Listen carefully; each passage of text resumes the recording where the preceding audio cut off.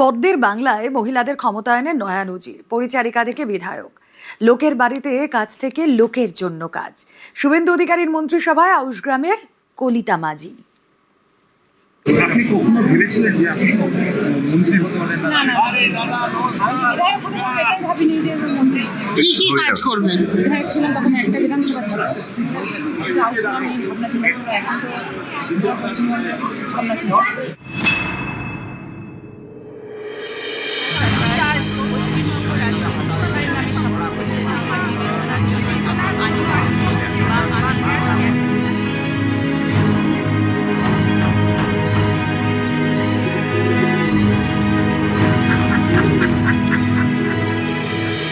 দুবেলা দুমুঠো ভাতের জন্য লড়তো যে হাত, আজ সেই হাতেই রাজ্যের গুরু দায়িত্ব।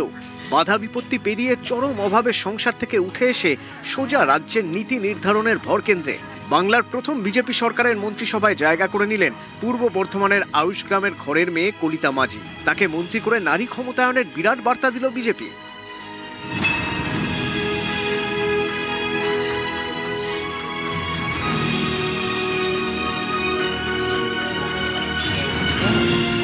বাংলার জনসংখ্যার অর্ধেক মহিলা।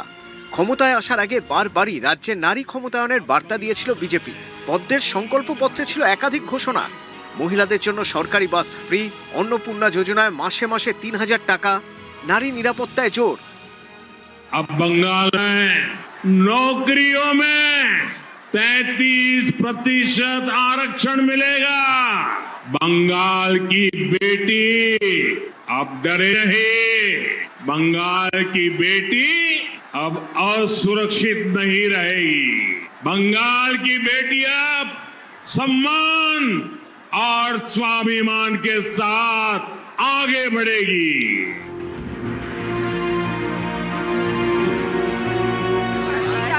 পালা বদলের বাংলায় নারী ক্ষমতায়ন আর শুধু স্লোগানে নয়, বাস্তব।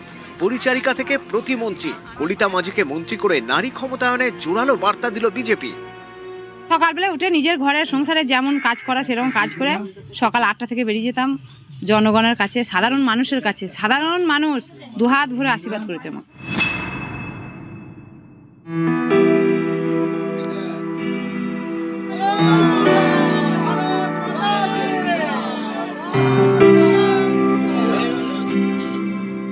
অভাবের সংসার, গরিবের সঙ্গে প্রতিদিনের লড়াই। ভোটের আগেও তার পরিচয় ছিল সাধারণ খেটে খাওয়া মানুষ, যিনি অন্যের বাড়িতে কাজ করে সংসার চালান। তার উপরেই আস্থা রাখে বিজেপি। সেই কলিতা মাঝি এবার রাজ্যের মন্ত্রী। খুব খুশি, খুব আনন্দিত, মানে যেটা মানে কল্পনার বাইরে। আমাদের রাস্তাঘাট, হাসপাতাল, এইসব কাজ যেন সঠিকভাবে করে, মানুষের মন যেন নিয়ে চলতে পারে। ও যা মেয়ে মানে যা ও সাহসিকতা, সে ও কাজ ঠিক মানে করবে, এটাই আমাদের আশা।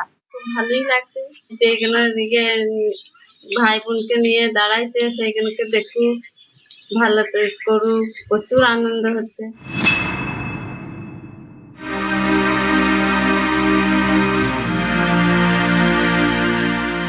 রাজনৈতিক ব্যাকগ্রাউন্ড নেই, কোটি টাকার সম্পত্তি নেই, শুধু আছে মানুষের ভালোবাসা। তাকে সম্বল করেই কলিতার স্বপ্নের উড়ান। কলিতার গল্প স্বপ্ন দেখাচ্ছে আরো অনেক কলিতাকে।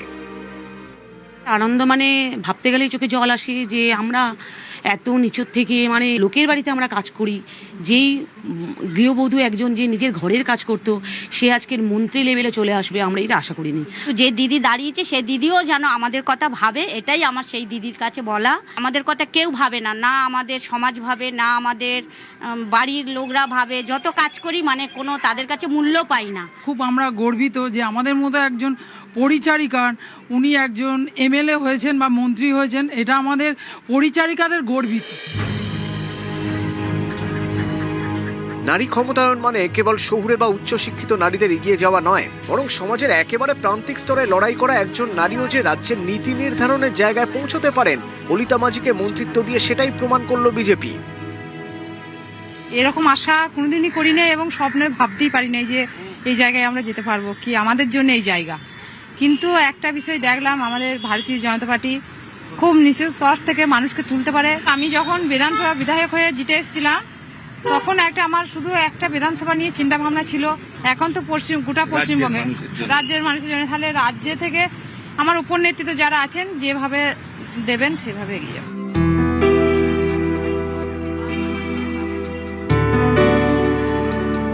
নিউজ 18 বাংলা।